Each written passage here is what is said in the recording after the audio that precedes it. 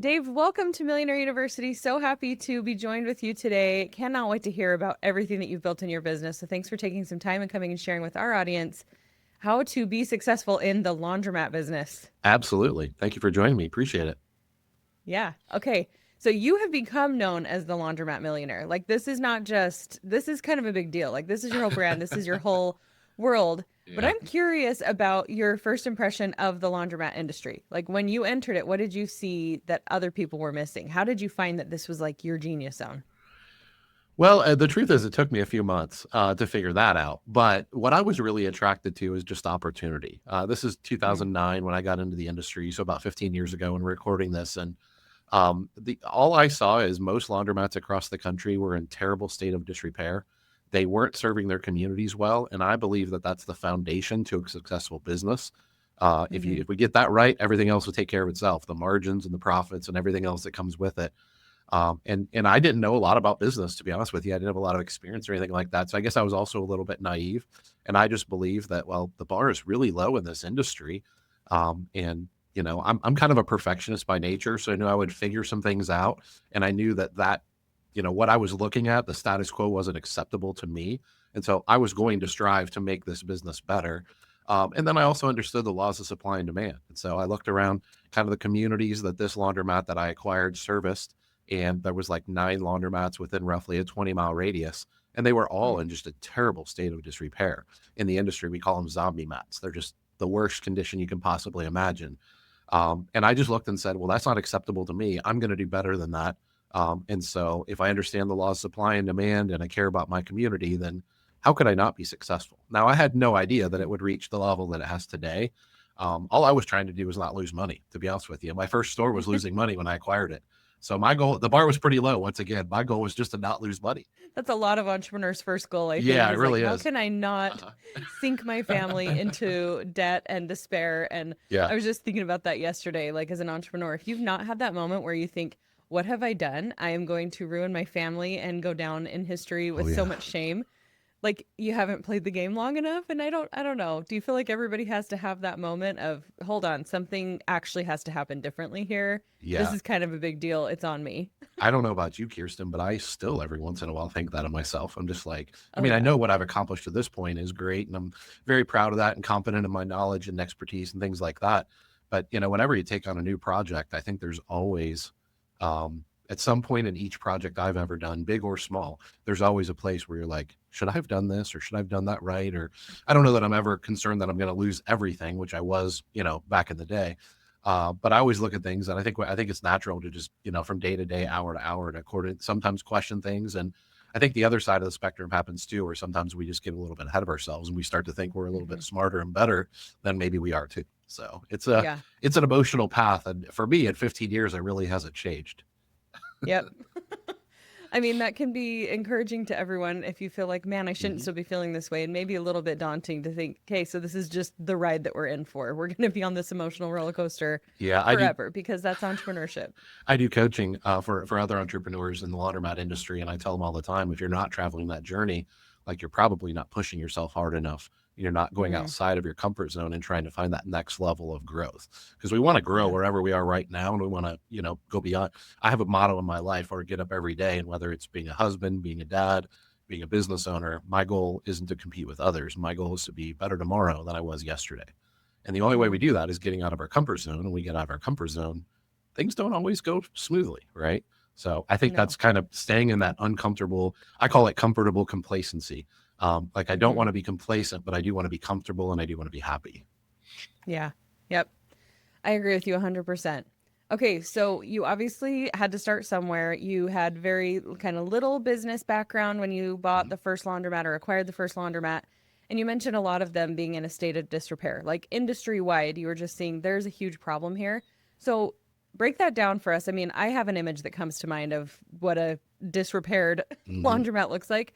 In addition to that, like what things were being neglected? What needed to change? And where do most laundromats just ignore the little things that become big things? And what does that turn into?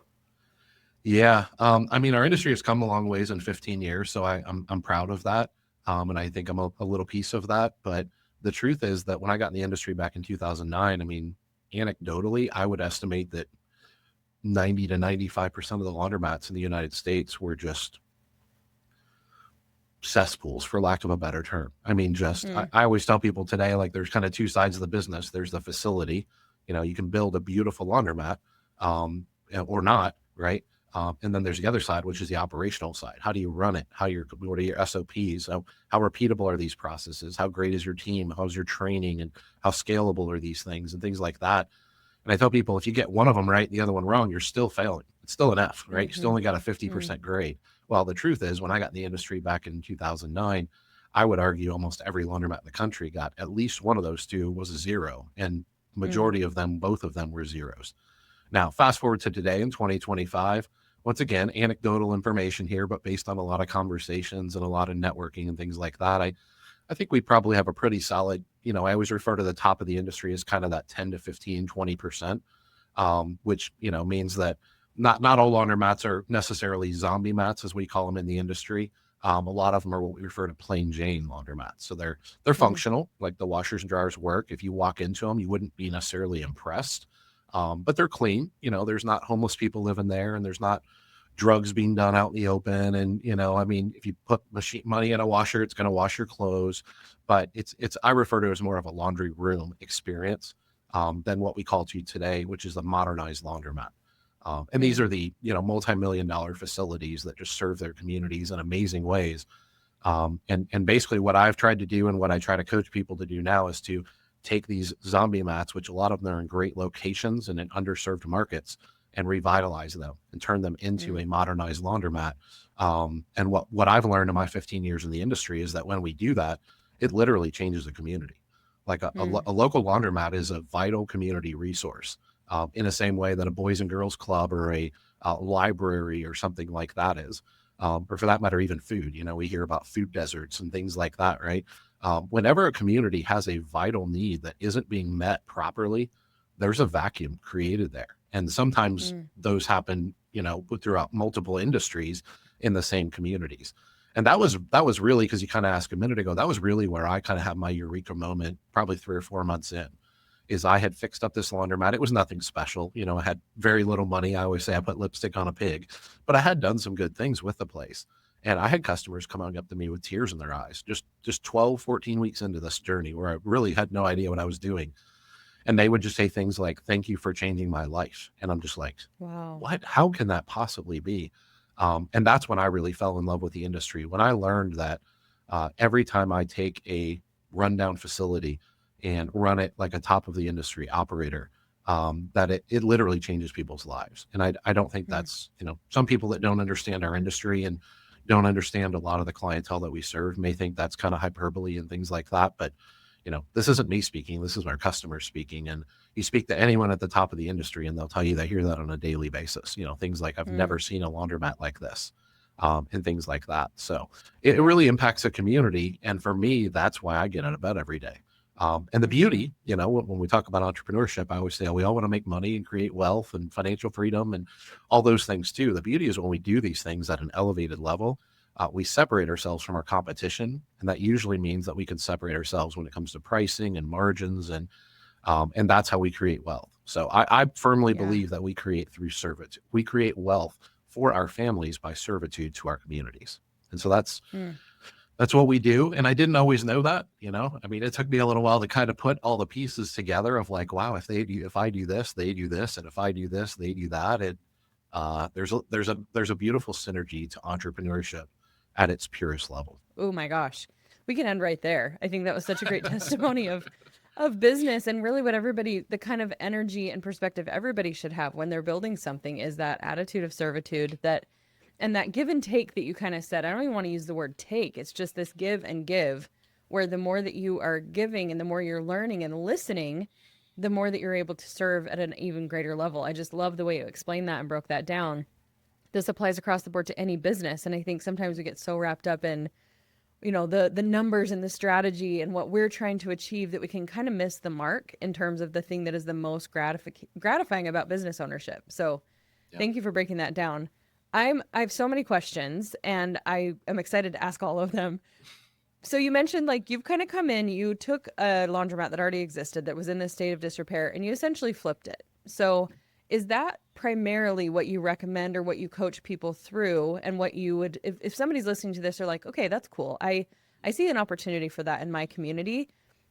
Would you recommend starting there with taking something that already exists and flipping that, making that an improvement? Or do you also recommend to people noticing that there's a gap? Like in my town, there's really not a big thriving laundromat. There's not that community piece. And my husband has even said, there's an opportunity here. Like, I don't necessarily think it's my opportunity, but there really should be. We have a huge college campus, and I don't really see that being in existence. So I know that was a loaded question, but do you see opportunities in both lanes, or do you primarily focus on flipping? Well, when I think of the word flip, and then maybe it's just me, when I think of the word flip, I think of, residential real estate and things like that, where we buy it, we fix it up, and then we sell it, right? Yeah, you're right. Um, I Hmm. mean, what I do and what I teach to do, and there are people that do that, by the way, but what I do and what I teach people to do is more of like flip and hold, if you will, in Hmm. the real estate world. That's what they refer to that as. But what I tell people is there are opportunities in all of these lanes. There's generally speaking three ways to get into the industry. One of them is to buy a rundown, dumpy laundromat and fix it up and make it really nice. And you can either sell it a couple years later or you can keep it as a cash flowing asset. That's probably the most prevalent thing that is happening in our industry right now. And the only thing we have to be careful of there for anyone that's new to the industry out there is just understand that just because it used to be a successful, thriving laundromat doesn't mean that it can and will be again, right? Those Mm. laws of supply and demand that I talked about change. And so there are some people in the industry that sell equipment and things like that that kind of promote this like, if it used to be a successful laundromat, it will be again. You just got to fix it back up. And that Hmm. could be true if the laws of supply and demand in that market haven't changed, right? But if somebody's built 6,000 square foot laundromats in that market and invested $10 million, then they've changed the laws of supply and demand, and your location is now no longer viable, right? So that's Yeah. kind of one way to look at it. The middle ground, the plain Jane laundromat that I referred to, or sometimes what we call is a turnkey business. So, like, I own a chain of laundromats here in Cincinnati. It's a multi-million-dollar operation with about 40 employees. We have layers of management, and it's an amazing turnkey operation that doesn't really require me and my wife anymore. Um, and if I were to sell that to someone, then that would be a very valuable cash flowing asset that they could buy. Now they would be paying top of the industry dollar, right? They'd be paying a multiple of the net operating income of the business typically, and they would be paying a premium for that. But they would walk into the business from day one and be making money the next day, Mm. right? And you can kind of predict a pretty good ROI if you buy a turnkey business that have an established track record and you don't overpay for the location and a lot of things that come with like M&A, business acquisition. And then the other side of the equation is building a brand new laundromat where there never has been one from the ground up. That's a very expensive proposition. It's a very long proposition. And it can take, a year or two, a lot of times to get out of the red and into the black. But it can Mm. also be a great investment. So what I tell people is if I could pick for you, I would pick for you to take a zombie mat and fix it up and make it really nice. That's typically the most conservative way to approach it, a little bit less risk in Hmm. that way.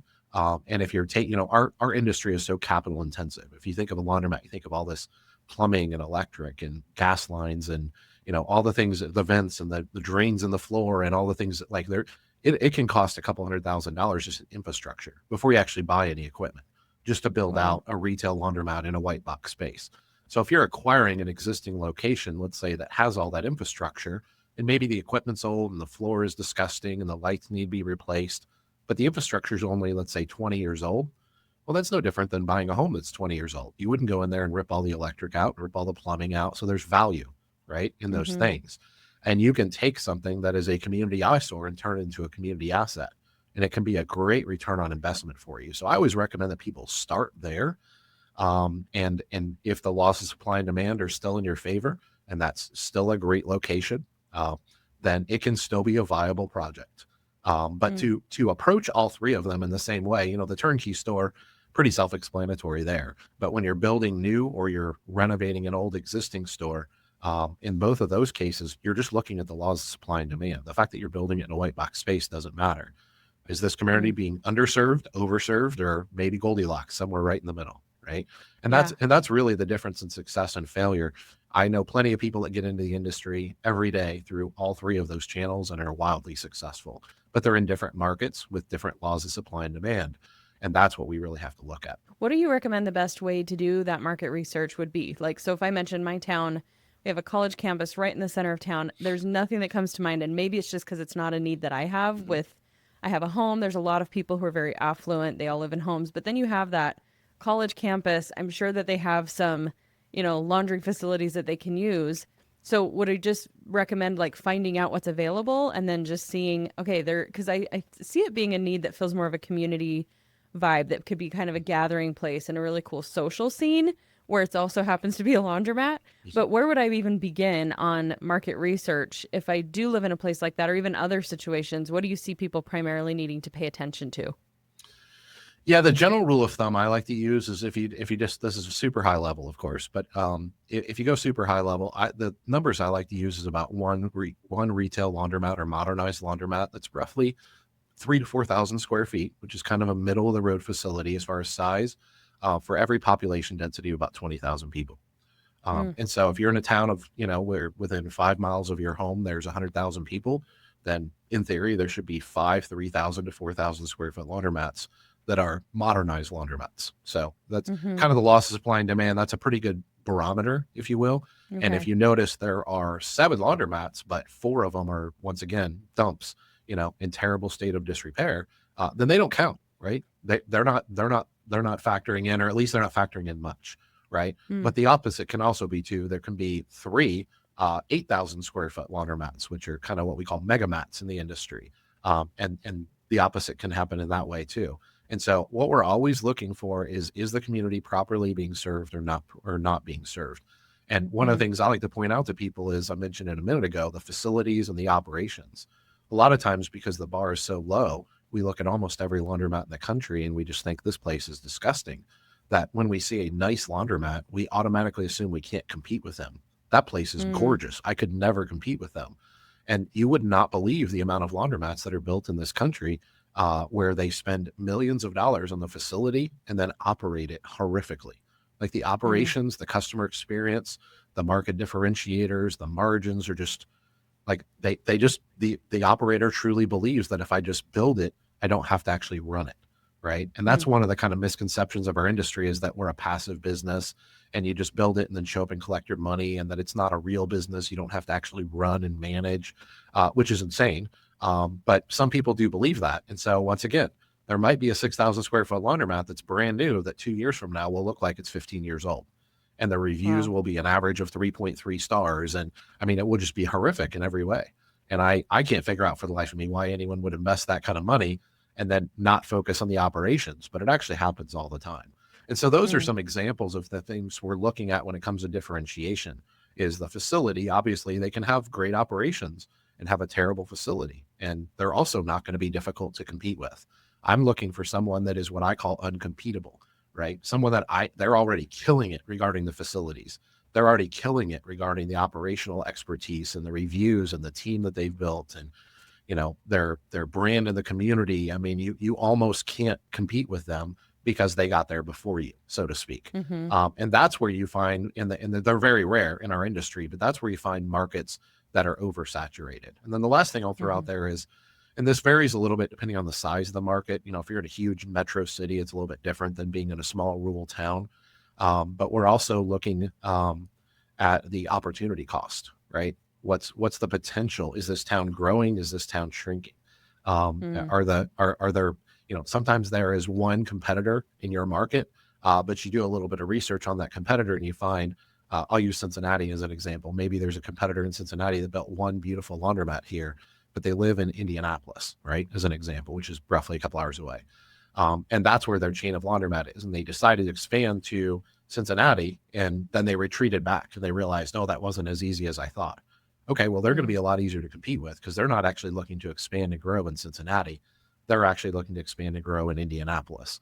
And so I have an advantage because I live 5 minutes from my facility where they live 3 hours away, right?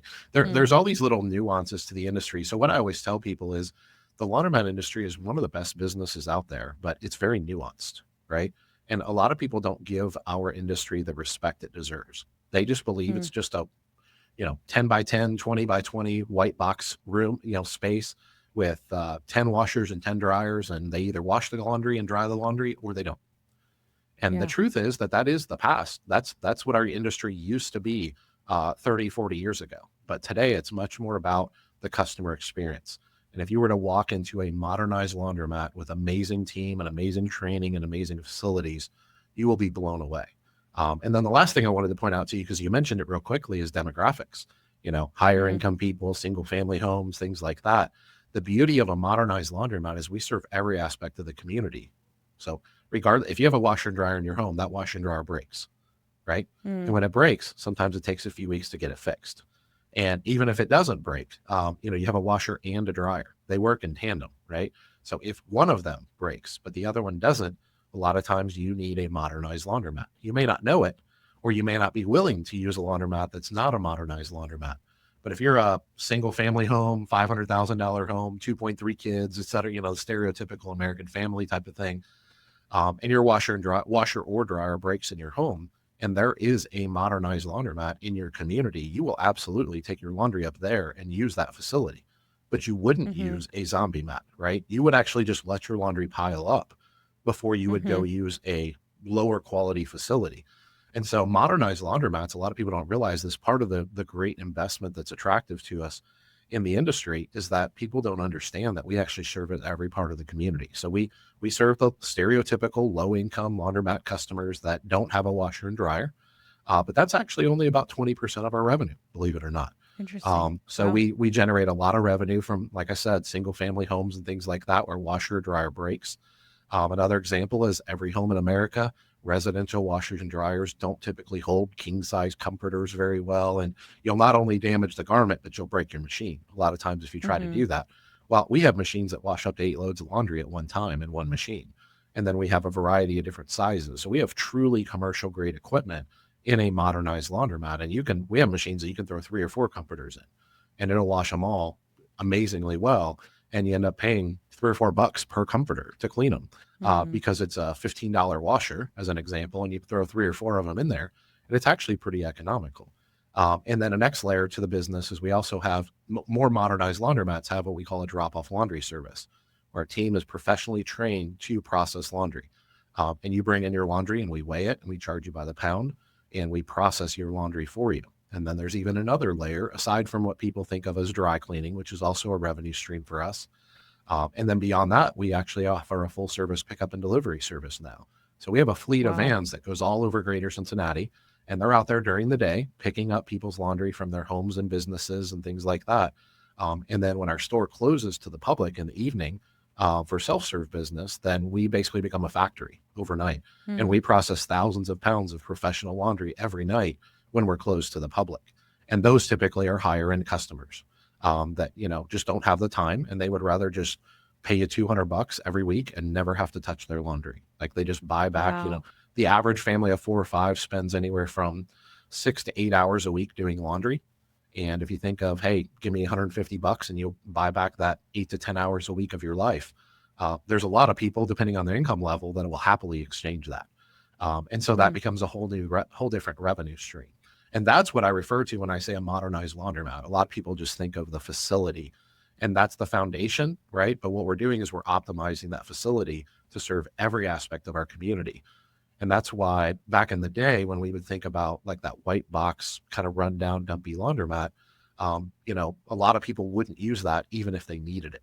But if we build a Mm-hmm. different kind of facility and we build a different kind of brand and we serve people in a different way, then we can actually have a good, better, best business model where all 20,000 people that live in that community at some point over the course of a year are going to need our services.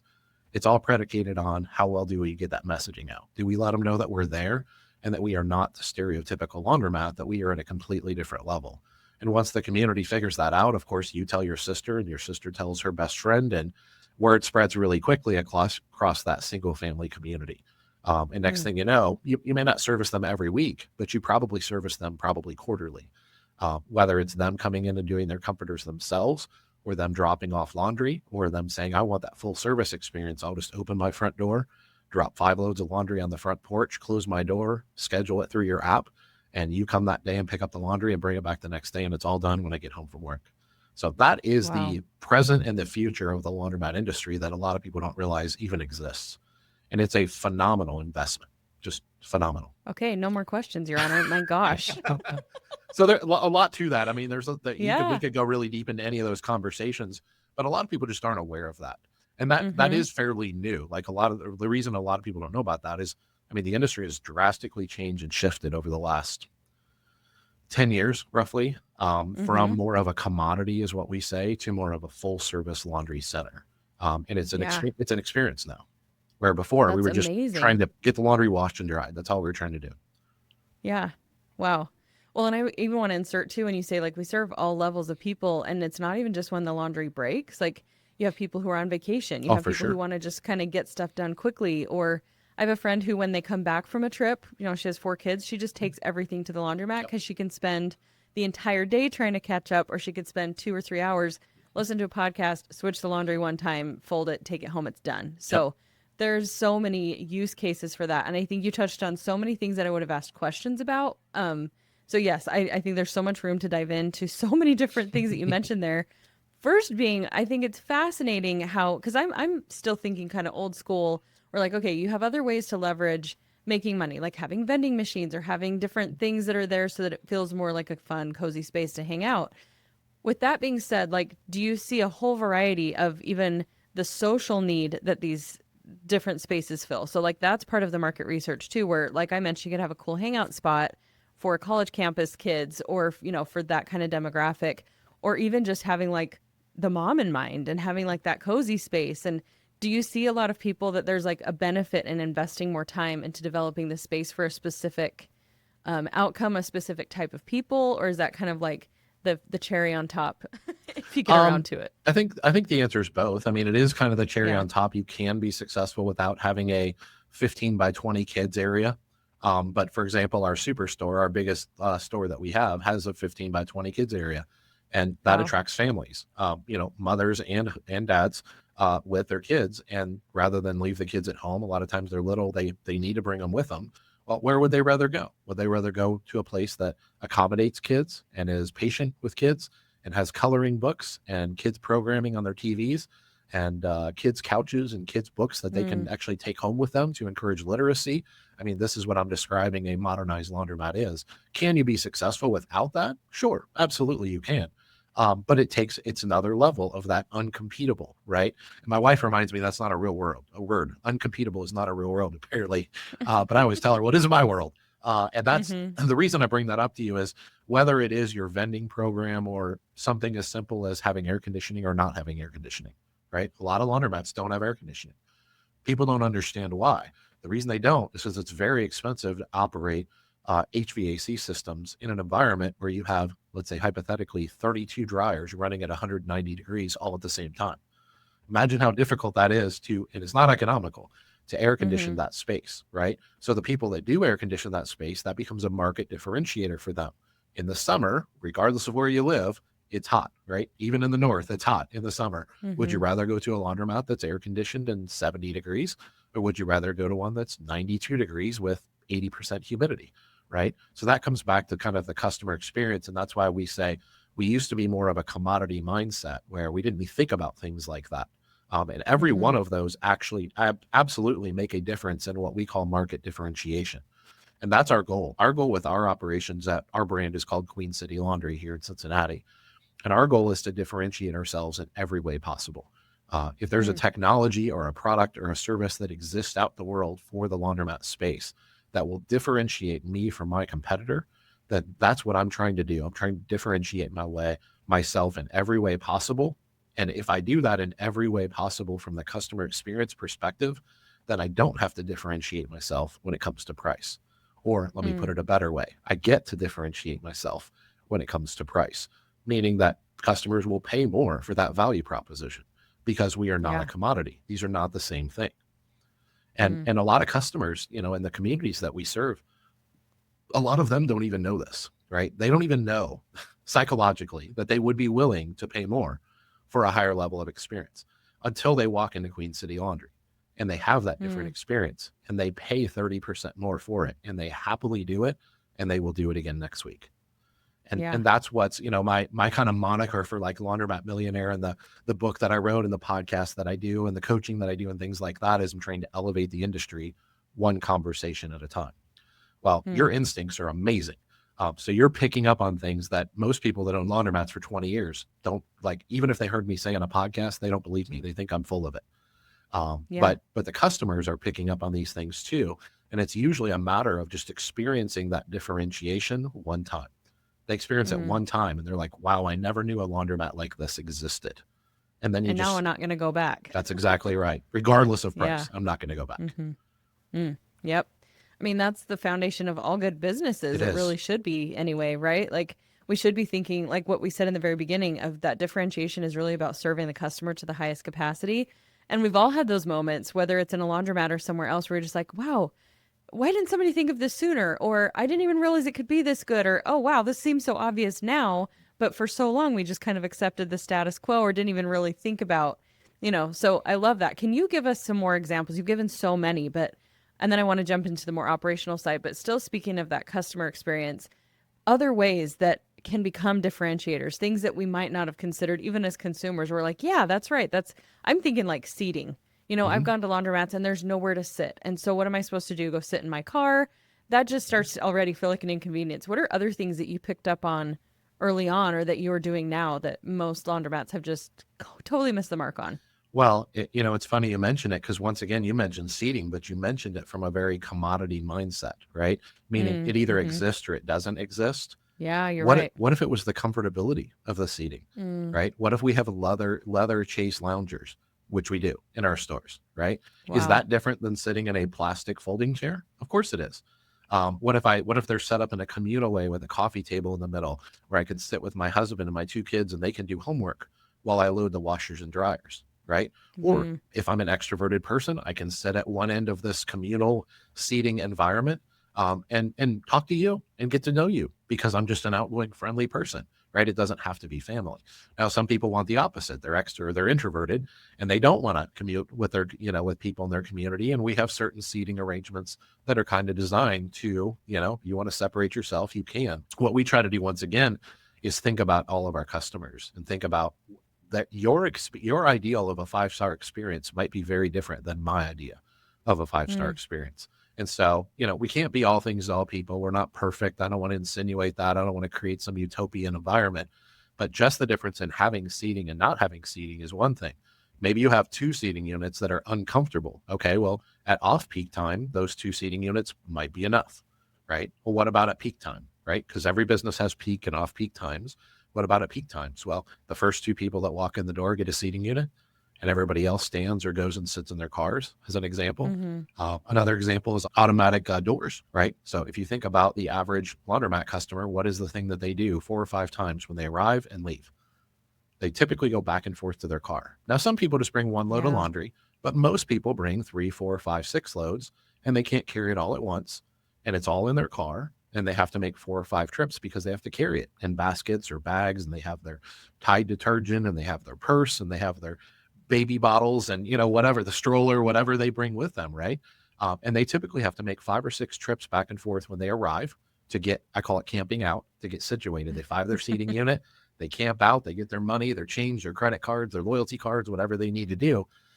They get their washers situated and then they camp out, right? And then they move their clothes from the washer department to the dryer department, and then they camp out again. And sometimes they move because customers like to keep an eye on their laundry. This is a public facility, so they don't always stay in the same seating arrangement when they're waiting on their washers as they do when they're waiting on their dryers.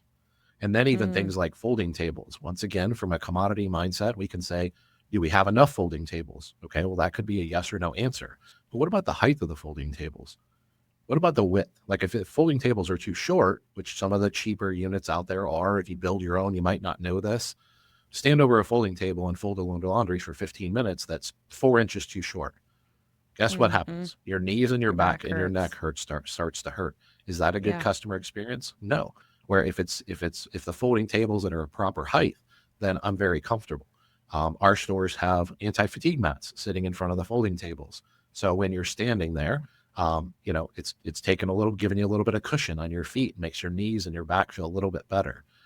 The width of the folding tables, when people, you can get 3-foot folding tables up to 8-foot wide folding tables. You can get them 24 inches deep or 30 inches deep. And obviously you have to have room for all these things. But every one of these things improves the customer experience. Hmm. And those are the type of things people don't think about. That automatic door, you walk into the facility 4 or 5 times and back out. And then when you leave, you do it again, right? Because everything you brought in, you got to take back. So you have to do 4 or 5 times when you arrive, 4 or 5 times when you leave. Well, imagine if a door only swings in or only swings out. Well, when you're entering or you're leaving, you're literally holding a laundry basket cocked up against your hip, and you're trying to grab the door and throw it open while you like slide your Hmm. other hip through real quickly. You have to do that 10 times. How often does that door swing back a little too fast and knock the laundry out of your hand?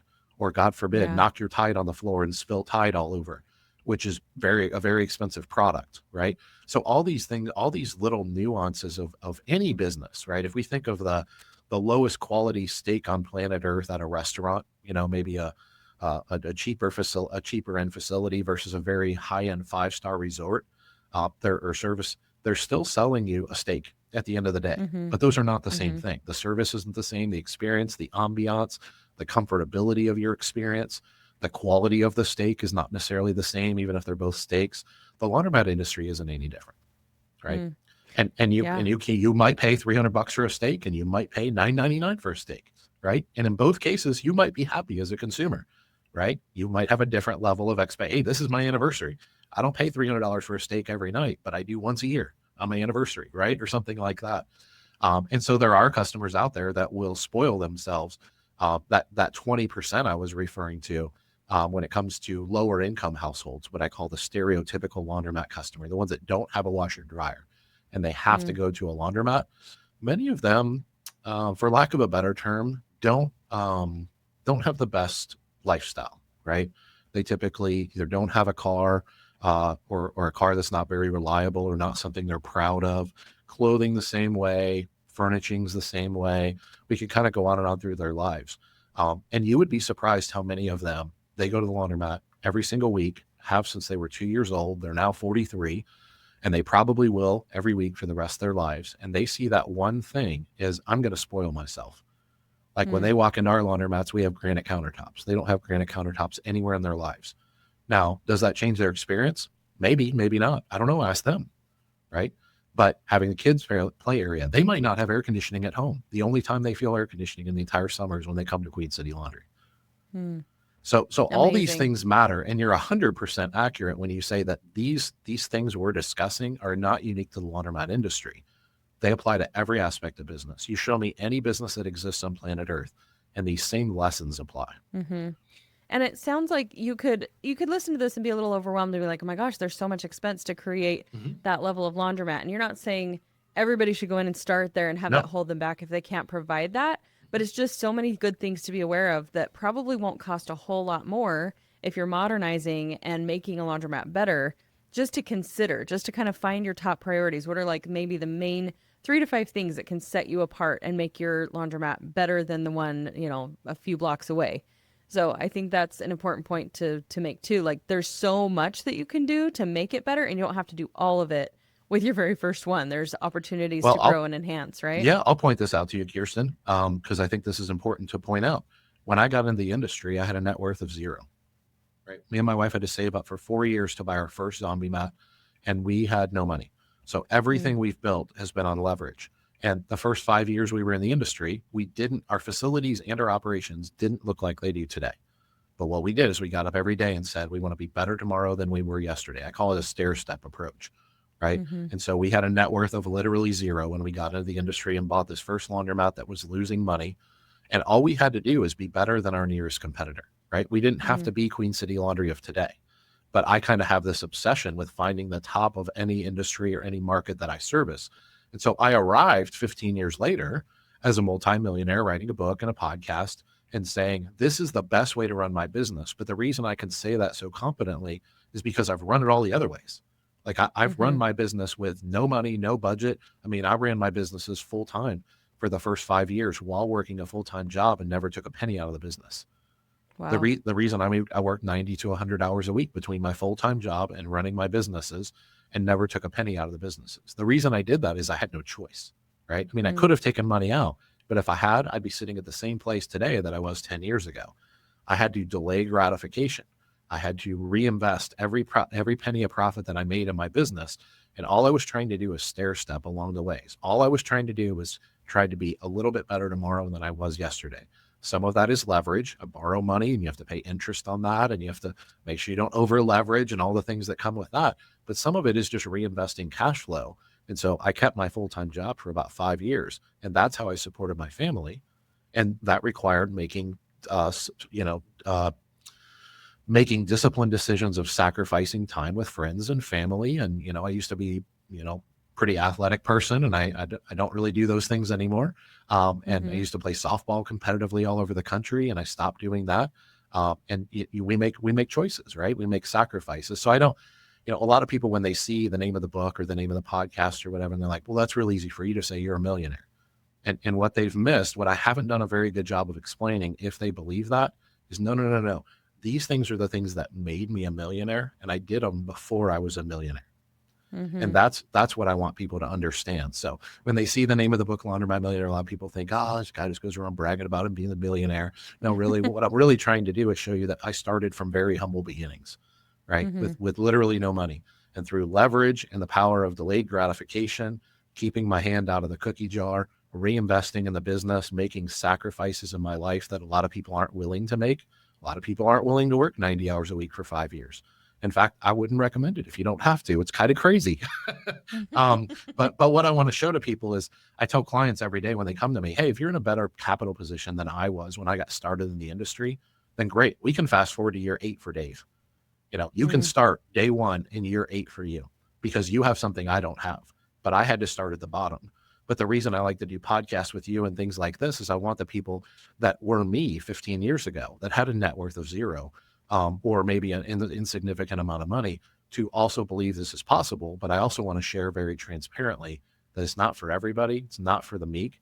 And you really have to be willing to sacrifice. Like, I don't want to sell this like fool's gold of like, buy a laundromat, you'll be a millionaire. And there are people doing that. And it's not accurate, right? It's like, well, where are the 8 years of delayed gratification and sacrifice that you made to be able to do that? So I want to share those things very transparently too. And that's a big part of why I do what I do, because I want to inspire what I call the 10-year-old Dave Menz. When I was 10 years old, I always wanted to own my own business. Every day of my life, I wanted to own my own business. And what is, in the business world, what is the thing we tell people that aren't business people? It takes money to make money. And there is some truth to that, right? I mean, I did have to borrow money, and I did have to go earn money at a job and things like that.